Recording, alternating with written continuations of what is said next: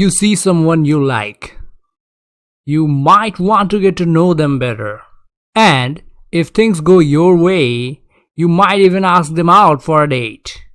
Maybe. Who knows? Sky is the limit. But you are pessimistic. You instantly think that they are not going to like you. You don't have any chance with anybody, and nothing ever goes your way anyway. So, what even is the point of approaching someone when you know that it will eventually end up hurting you? As a result, you don't even approach that person in the first place. Okay, that was a little dark. Here are some puppies for you. But remember, it does happen actually. And that is an example of pessimism bias, also known as pessimistic bias. The literal meaning of the word pessimism is the tendency to see the worst in everything and believing that nothing good is ever going to happen in the long run. Wait a minute, I didn't do an intro in this video. Well, I'm bad at intros anyway. Like and subscribe, I guess. Now, pessimism bias. What exactly is pessimism bias? If you have this bias, you think that nothing good is going to happen in the future. Especially, nothing good is going to happen to you in the future. You think things are worse than they actually are. And another aspect of pessimism bias is you also end up thinking that things used to be worse in the past than they actually were. There is a little hint of negativity bias over here as well. Don't worry, I will talk about it in a later video. It's not that bad, alright? It might seem bad sometimes, and sometimes it can be bad, but it's not that bad. And it can always get better. And when things are at its worst, it can only get better. Alright, why do people have pessimistic views about themselves and the world around them? First of all, it can be a coping mechanism. People tend to think that things are not going to go according to plan. Because when things do go wrong, they can avoid the disappointment by thinking that they did estimate the thing would go wrong in the first place. There are people that try to justify pessimism by saying that they are right most of the time, and if positive things do happen, they will be happy for that. But that is not the case. You see, even if good things do happen, a pessimistic person is not going to see the good in it. They will find some flaws and see the outcome as a negative one and interpret it that way. I'm not saying things are never going to go wrong. They do. And pessimism is not the same as skepticism. There are real dangers of pessimism. First of all, the opening example was about a real danger of pessimism. You always think that things are going to go wrong all the time. So, you don't even try to do anything. That is a big problem. Things can go wrong anytime. I will not argue on that point. But things can go right all the time as well.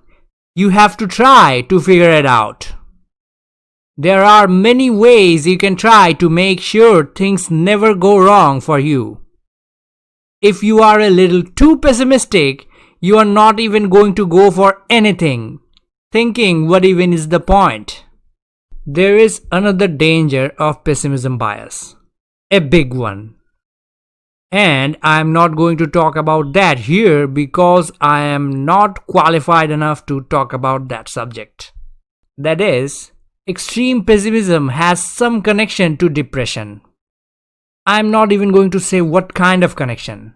That's because depression is a real disease and A disease like that needs to be diagnosed by a certified specialist. Do take care of yourself though. Now wait a minute. Didn't I talk about optimism bias just about a month ago? And in that video I said you shouldn't be overly optimistic about anything. And now I'm saying you shouldn't be pessimistic either. What should you be then? If I had to put a word to it, I would say you should be cautiously optimistic. There is optimism there. That is, you have to believe that you are likely to succeed in whatever you are doing. But you also need to keep in mind that there are chances out there that you can fail. You need to take those chances into account and then make sure you don't fall into those patterns. That way you will end up coming out successful. Okay? Okay. How do you beat this bias? I just said how to though. Just rewind 1 minute and you will hear it again.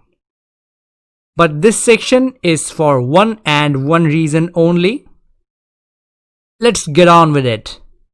Just by knowing about this bias, you are likely to defeat this bias than the people that do not know about this bias. So, after watching this video, you are one step closer to defeating the bias than the people that did not. Yes, and that would be it for pessimism bias. The next video on this series will be about negativity bias. Yes, pessimism bias and negativity bias are not the same. Alright.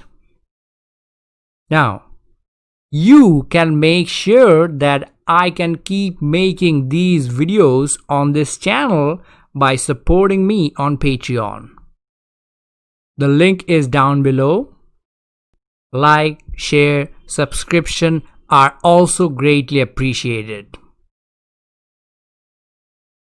Obviously, this is not the end of this video. There's still bonus content left. Now, bonus. For bonus, I would like to say that the first Earth-like exoplanet discovered is named 51 Pegasi b. It orbits around a sun-like star named 51 Pegasi. More planets like this one have been discovered after this one, but 51 Pegasi b was actually the first one. 51 Pegasi and 51 Pegasi b is actually 50 light years away from us. It was discovered in October 6th, 1995 by Michael Mayer and Didier Queloz. I hope the pronunciation of Queloz was right. These two people won the Nobel Prize in Physics for this amazing discovery. They won it not in 1996, in 2019. So, the Nobel Prize is not like other awards where they give out the prizes to people based on the accomplishment on the previous year. The more you know. This is the official end of this video. Thank you so much for watching if you are still watching. And lastly, I really hope you have learned something new today.